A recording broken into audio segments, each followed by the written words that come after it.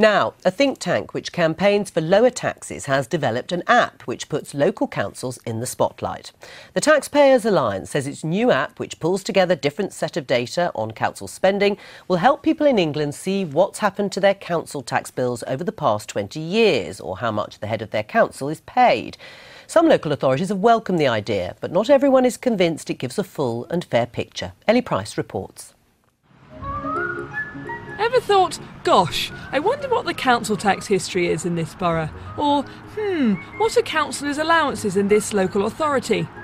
Now the answer is even easier to find out, apparently. Hello, how are you? Nice to see you. So, how does this app work? You go onto the app, pop your postcode in, and instantly 9 different reports come up that we've done over the last year or two. It really gives taxpayers lots of information, from the amount paid to staff, to the amount of government art that's on show, trade union office space, lots of different information that arms the taxpayer with the data that they need to hold their local government to account.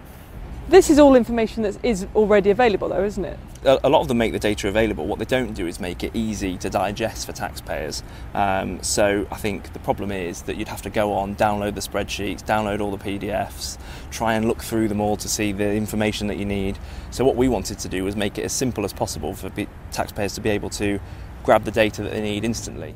The Taxpayers Alliance say transparency and efficiency go hand in hand. They're particularly impressed with Hammersmith and Fulham, a Labour council whose leader seems to agree. I think transparency does make for an efficient council, and the fact is we have had successive Labour and Conservative administrations who've taken council tax very seriously. The difference is, this year the government have told us that they fully expect us to put council tax up by 3.75%, and they've removed the incentive for freezing or cutting council tax. But we're still one of the handful of councils in the country who managed to freeze it. Last year we were the only council in London who managed to cut it, and the reason for that is we're taking a ruthless approach to stripping out waste and putting money back in people's pockets and rebuilding frontline services. Hammersmith and Fulham councils say engagement with their residents is crucial. They recently launched a Disabled People's Commission, for example. This campaigner welcomes the efforts here, but warns that judging any council on headline figures could be misleading.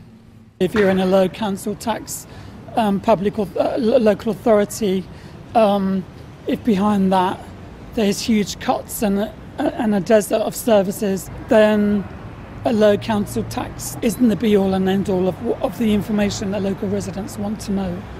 The Local Government Association insists councils are the most efficient part of the public sector and say the new app is unnecessary because it replicates information that's already available.